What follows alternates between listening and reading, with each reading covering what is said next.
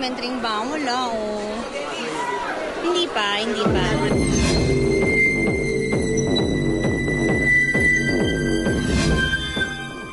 Bagamat nagawa na ni Aramina ang pelikulang Menor de Edad. Matagal na rin yun, kaya medyo parang nakakapanibago lang. Years ago na yung sa amin ni Rita Avila. So this time naman with JC Parker. Tila hindi naman nininibago si Ara sa takbo ng chismis tungkol sa kanya.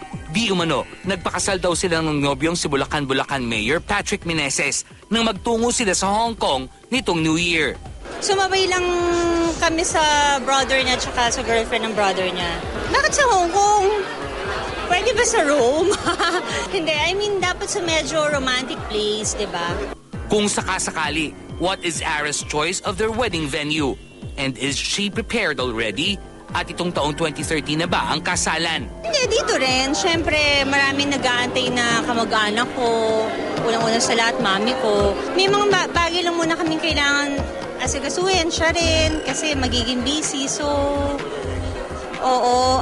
ayoko naman, di ba, kung may mangyaring kasalan man o ever, baka sabihin ginagamit pa sa di ba? But are they engaged?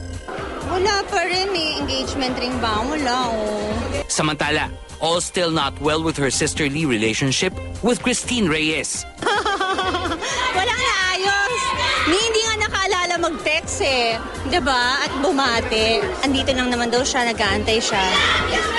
Kung gusto mo talaga maayos, gagawa ka ng paraan. Diba? Kahit ba mag-text ka, kahit pa-plastikan lang. Yung ibang kapatid ko, hindi rin yata nabate. Diba sabi niya, kahit anong mangyari, magkapatid pa rin. Hindi ko na nararamdaman yung pagiging kapatid ko at pagiging kapatid niya sa akin. Minsan pala pag ganun, sobrang mong mahal yung tao. Pag nasaktan ka ng husto, hindi na pala kayang ibalik yung dati. Wala, yun na yung tumatak sa akin na hindi ko maalis, na parang all these years pala, parang feeling ko, hindi pala totoo yung pakita niya sa akin. As much as possible, Ara refuses to talk about the charges she filed against her sister. Hindi ko pa pwede pag-usapan. Ayoko na magsalita. Kasi wala naman siyang ginagawang movie. So, di ba, parang okay lang sa kanya na may kaso din siya. Sa kabila ng pinagdaraanan ni Ara sa kanyang kapatid, malinaw na bumabawi naman siya sa personal na aspeto ng kanyang buhay.